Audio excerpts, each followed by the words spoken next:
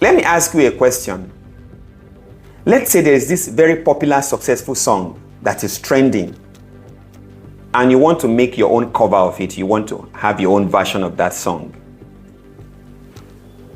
Who do you go to for the license to do so, for the permit to do so?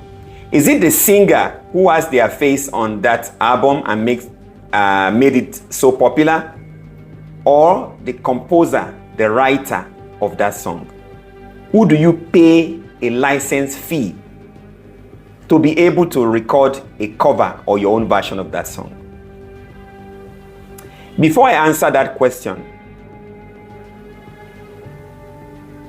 let me give you this one piece of information, which I believe is the most underrated, most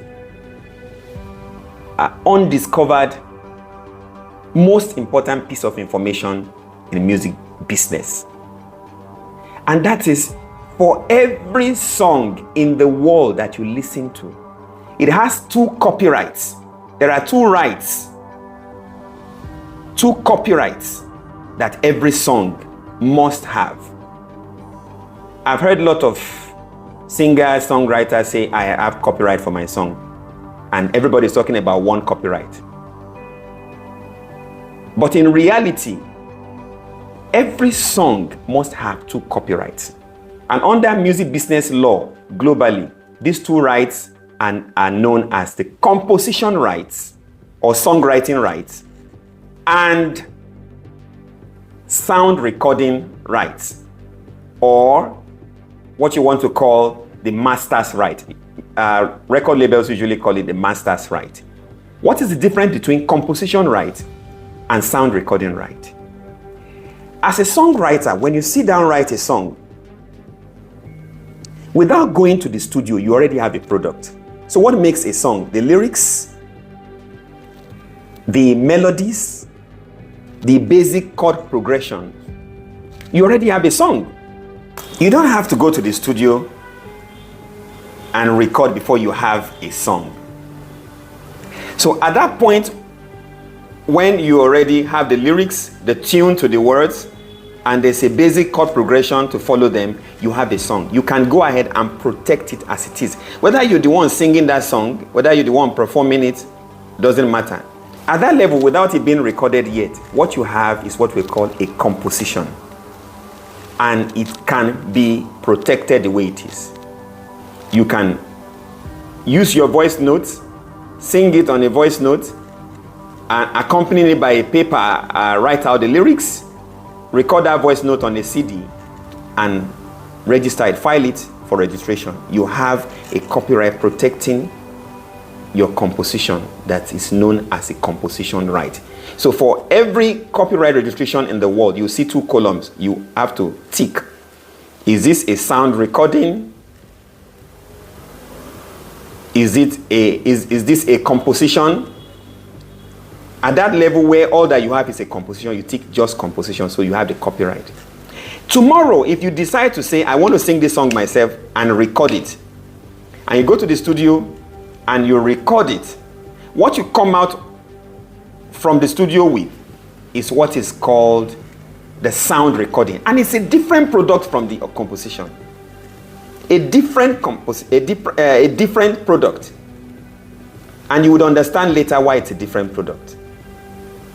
So making two rights now that you have registered for that song. And if you're not the one singing it, you're not the one recording it, somebody is getting the license from you to go and record that song.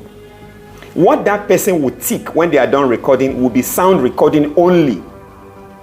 You already locked down the composition. But if you own the sound recording, if you're the one recording the song, that means you own the two rights. The reason why this is important is that for every payment in all of the rights and licenses and all of the royalties that come into music, they are splitted into two categories. Some go for the composers or the owners of the song, while the other goes for the sound recording or the masters. So back to the question I asked initially, that if you want to do the cover of a successful popular song, who do you go to? The person who owns the composition right or the person who owns the sound recording right? The correct answer is the person who owns the composition right, the composer. And I would tell you why it is like that. The composer is like that person who sells building materials, bricks, gravel, sand, cement. The people who want to make houses, want to make songs, want to make buildings, come to this seller of building materials. They buy and go and build. So they build the house. The man who builds the house owns the right to that house. In this case, in music, that is the sound recording. The person selling the cement and gravel and blocks owns the right to his product that he's selling. So it depends on what you want to do. So somebody who sees this beautiful house, like, wow, I love this beautiful house. I would like to build something like this. What is he buying from the owner of the house to build? Nothing much. If he has a good architect, they will look at it and then go and draw it. The way he's spending the bulk of his money is the person selling the building materials. Meaning, if you're doing the cover of a song, like you're building your own version of that house, you go to the seller of the raw material, pay them, buy and go and build. So the royalties that have to do with making covers, doing a new version of a song, or performing a song live, a song that maybe an Afrobeat song, you want to make an orchestra or a choir perform it, or something similar to that. You are changing the original structure. You have to build. So you are paid. The royalty is coming to the composer, the owner of the song. But let's say you see a very beautiful house, and like, wow, I love this recorded song. I love this beautiful building. I would like to live in it. And you want to rent it or buy it. Do you go to pay the man who is selling cement or selling sand and bricks? No. You pay the man who owns the house to live in that house or to buy that house. So in music business, what are those cases? So let's say I'm making a film now and I want to use a particular song the way it is in that album in my film.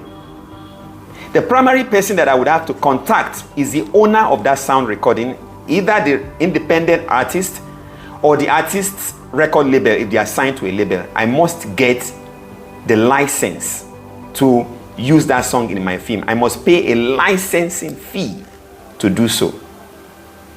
So if I own a club or a bar or I'm a DJ and I need to play a recorded music publicly, the person I am paying the fee to be able to use that song, to perform it, to play it publicly, is the owner of the sound recording. Even though in most cases the composer would also get a split of it.